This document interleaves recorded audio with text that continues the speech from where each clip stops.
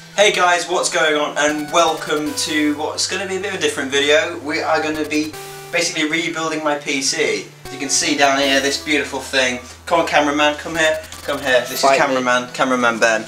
Oh, sugar. So basically this thing has been serving me well. We're still keeping the case, we're still keeping the power supply and the hard drive because it's got all the stuff on. Everything else is changing. If you come over here, follow me, cameraman. Don't call me cameraman. Come on, cameraman. We have a few, you know, we've got an i5 here. We've got 16 gig of DDR4 RAM.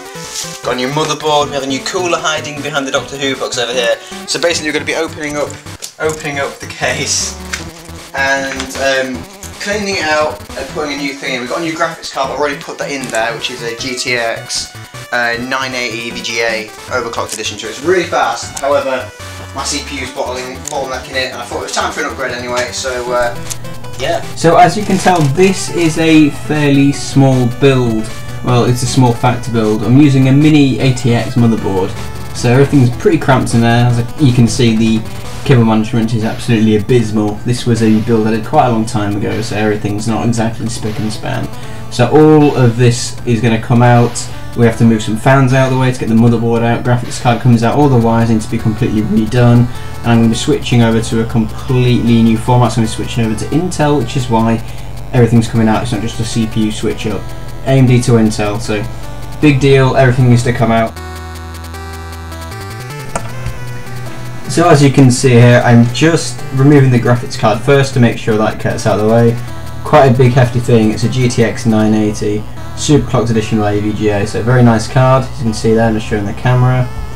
And the next thing we had to do was just get rid of the RAM, some Vengeance Corsair, again very nice RAM, all blue, it's kind of the theme I was going for with this build. And then we realised, of course, we had to get the motherboard out, but this fan was in the way. I couldn't actually lift the motherboard out without actually catching under the fan, so had to unscrew everything and make sure all the wires came out. It's a very nice little fan. I think it's a 12mm one, LEDs as well. It's all hooked up to an LED control on the front case. As you can see there, just showing absolutely filthy, so we had to go and clean that up. Really manky. So I sent my camera off to clean that up. And finally, we just got the motherboard out just there.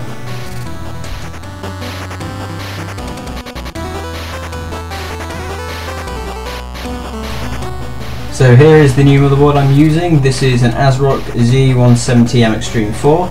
It's LGA socket 115 for the Skylake processor and supports DDR4 RAM.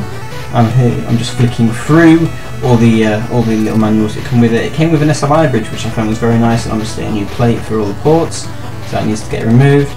I'm sure I'll just bring it out in a minute. Here we go. So I really like the colour of this thing. It came in like a blackened goldy orangey tint, which I thought was really nice, and it worked really well with the new cooler I got, which I'm sure I'll bring out later.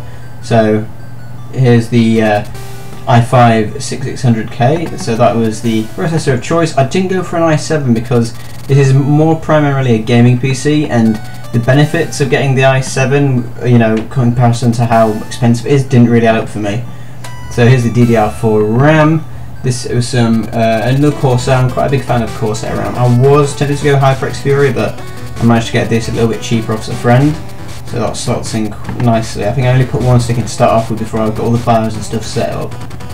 It was quite tricky to get into. I remember the catches just being a little bit stiff to start off with. I think I got it in eventually. There we go. So this is the Freezer i11.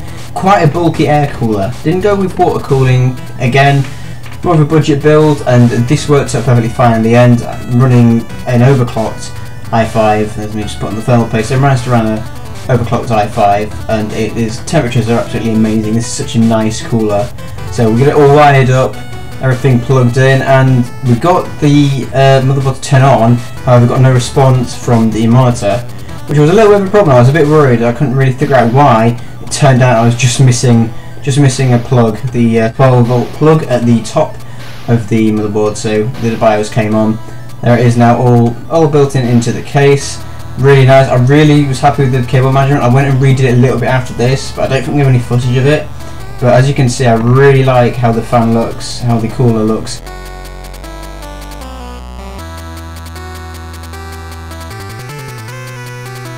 And there we go, all built up. The lights all come on. It looks beautiful, stunning. That just lives underneath my desk now. Completely redone. Really enjoyed building this PC.